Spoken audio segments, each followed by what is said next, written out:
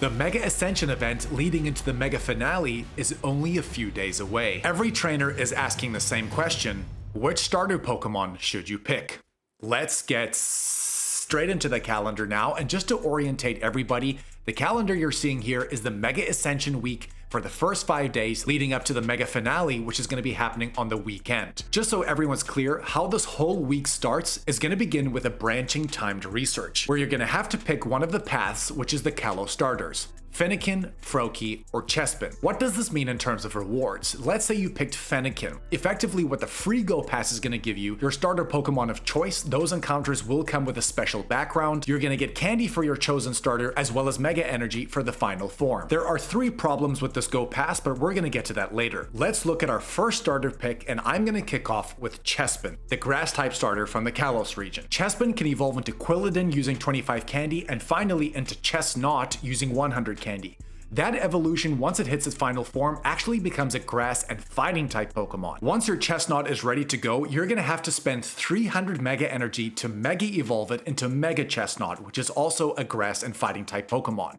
But before we look at Mega Chesnaught, let's just run through how good Chesnaught is in Pokemon Go right now. It has a max EP of 3340, an attack value of 201, a defense of 204, and an HP of 204. To be honest with you, looking at these stats, that might be one of the closest set of stats in terms of balance I've seen covering this game for a long time now. I really love Chesnaught's typing of fighting and grass because it seems like a really sick combo, but in reality, if we have a look at its weaknesses, it is weak to 6 different types, which is very high.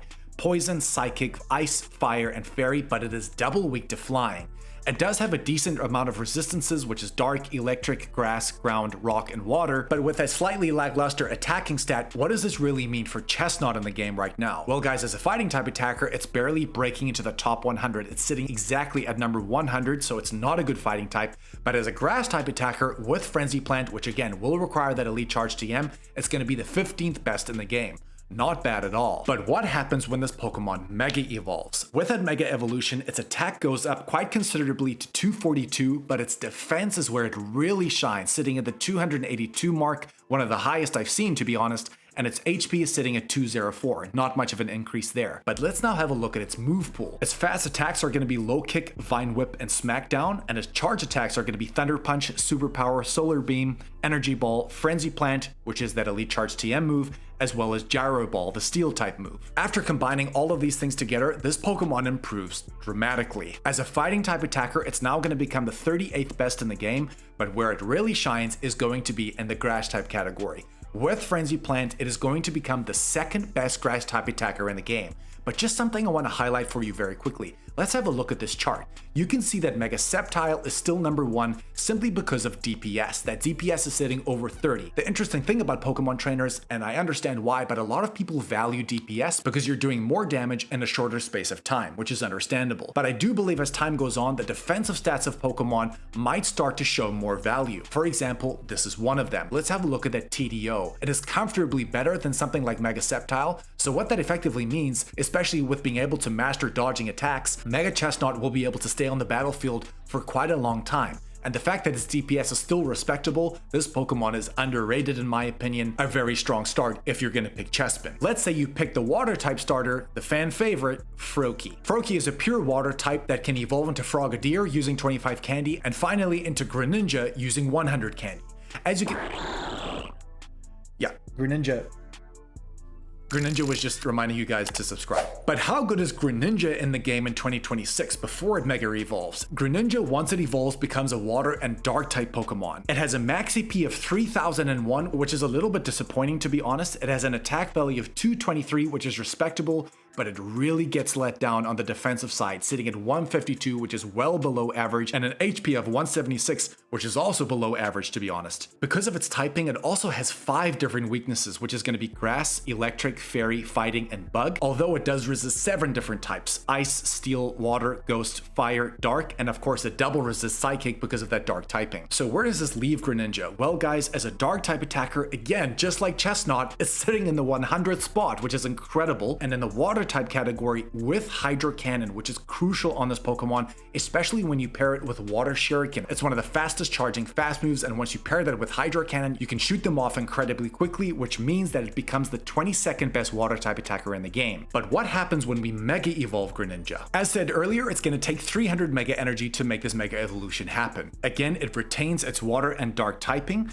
It has a max EP of 4278, which is a lot more respectable. It gains a huge attacking buff, sitting at 299 now, but still, its defense and HP stats are still sitting under the 200 mark. If we have a look at its move pool now, its fast attacks are going to be Feint, Bubble, and there is that Water Shuriken, which is very important, and its charge attacks are going to be Night Slash, Aerial Ace, Hydro Pump, Surf, as well as Hydro Cannon, which again will require that Elite Charge TM. So looking at this move pool and these new set of stats, where does this leave Mega Greninja? Well guys, as a dark type attacker, it's taking a huge increase, but it's still not breaking into the top 20. It's going to be sitting in the 23rd spot as a dark type attacker, but as a water type with Hydro Cannon, it will be breaking into the top 2. But just like we did for Mega Chesnaught, let's have a look at this graph when it comes to Mega Greninja, and you can almost see that the opposite is happening here. You can see that the DPS on this Pokemon is a little bit lower than something like Primal Kyogre, which to be honest is probably going to be the best water type attacker for the foreseeable future. There's not much difference in the DPS there, and you can see that it's definitely the second best DPS attacker in the game. But have a look at its TDO. Its TDO is lower than anything in the top 6. And I think that is very significant because it's a very glassy Pokemon. Where Chesnaught was very defensive, this Pokemon is more offensive. But what that effectively means is that it's not going to stay on the battlefield for a very long time. Especially if you aren't very good at dodging attacks and you haven't mastered that yet, this Pokemon will be able to hit hard, but it's not going to last very long. But what if you picked Fennekin, the Fox-type, Fire-type Pokemon? Fennekin can evolve into Braixen using 25 candy and finally into Delphox using 100 candy.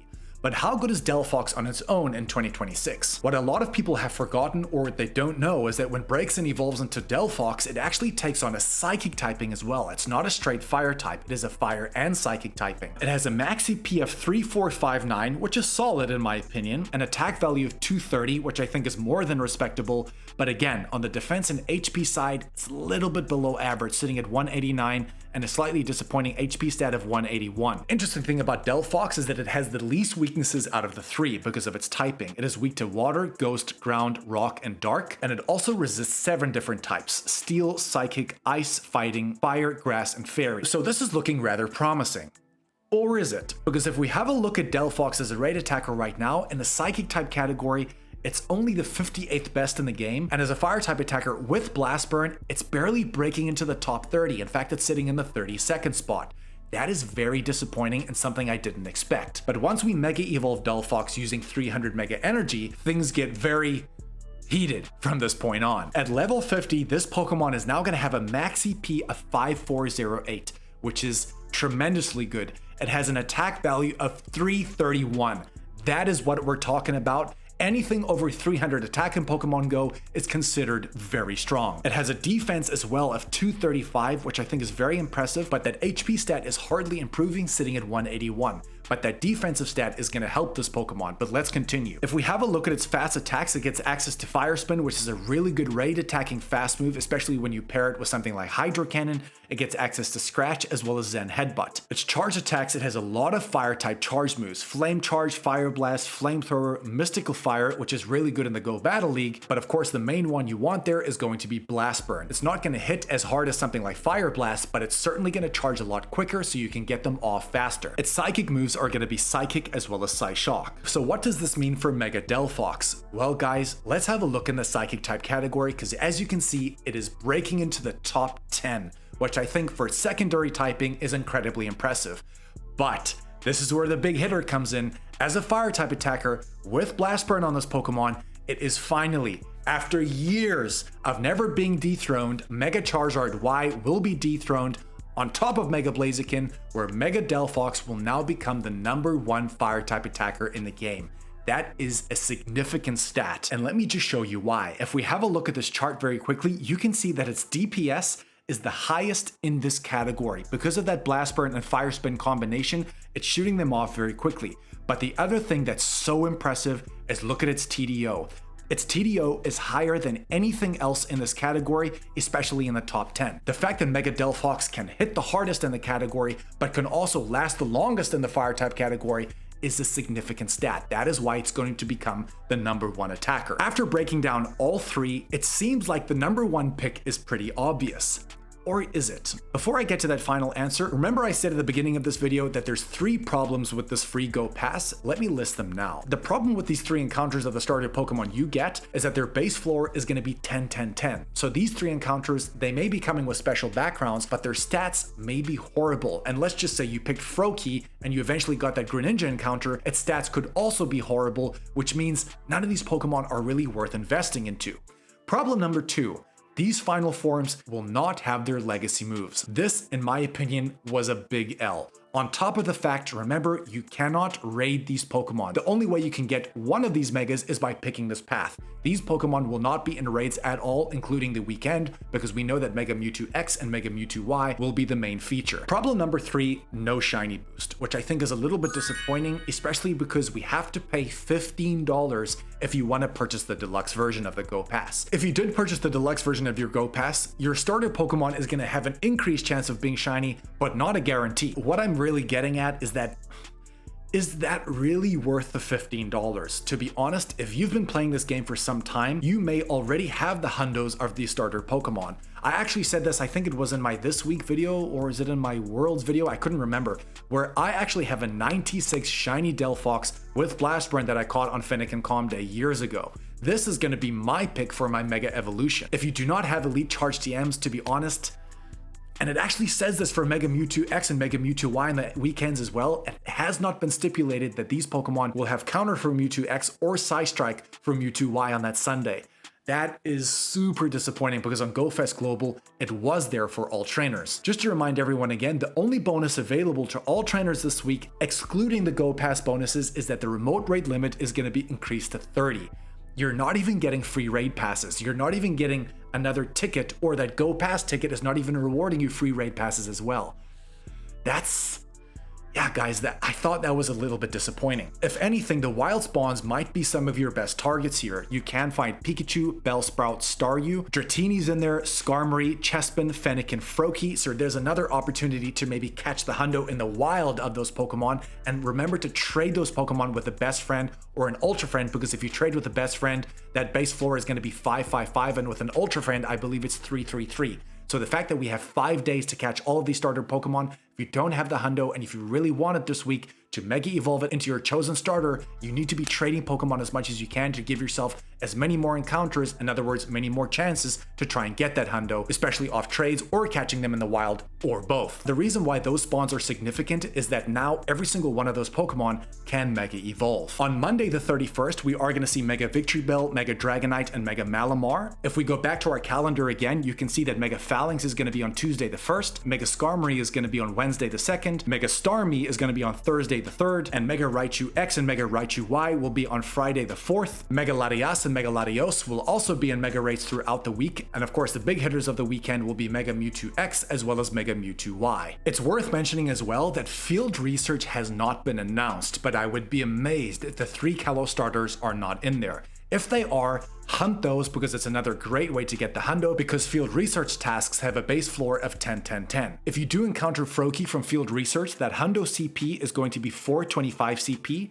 For Fennekin, it's going to be 440 CP, and for Chespin, it's going to be 469 CP. Screenshot those now if you want to remember. Before I give you the final verdict, the last thing that's pretty cool to mention is that depending on which starter you pick, you will be able to get an avatar t-shirt depending on which starter Pokemon you get of the final evolution. I think they all look very sick and they're pretty creative, to be honest. So, the final question, which starter should you pick? Honestly, from a performance and stat point of view, there's one clear winner, and I'm sure all of you are guessing, definitely Fennekin going into Mega Delphox. Highest TDO out of all those starters, highest DPS out of all those starters, highest attack value of all those starters, and the highest CP out of all those starters. Undoubtedly, in terms of power, this is going to be your best pick. But depending on what you need in your journey right now, maybe it's not the best option. For example, let's say you already had a Mega Charizard Y as a hundo and you've been using this as your top fire attacker. But let's say you didn't have a really good top water type attacker or grass type. To be honest, I would not pick Delphox. I would pick one of Froakie or Chespin because both of those megas are going to serve you incredibly well in the grass and water type categories. But remember as well, we can get these Pokemon to mega level 3, and then I'm sure at some stage we will be able to get it to super mega level.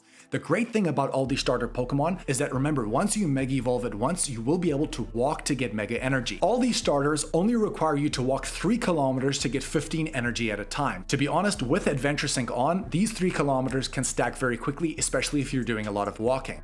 The other thing that's important to mention about all of these starter Pokemon is that they only cost 10,000 Stardust to double move. What that means is to place another charge attack on it, so now it has 1 fast attack and 2 charged attacks, and depending on what you really want for this Pokemon, if you pick Delphox for example, you could use an Elite Charge TM to get Blast Burn, but then you could double move it only using 10,000 Stardust, and then you could maybe place Psychic on this Pokemon to now use it as a Psychic as well as a Fire type. Those things aren't mentioned enough, but a great way to gather Mega Energy and save Stardust to get more moves, therefore have more utility when using this Pokemon in the game. As I'm actually talking, I'm processing to myself because I thought immediately I'm going for Fennekin, which would have been my top pick because we already explained how powerful this Pokemon is. But I already have 200 Charizards, of which both of them are at Mega level 3, and that Mega Charizard Y hits tremendously hard.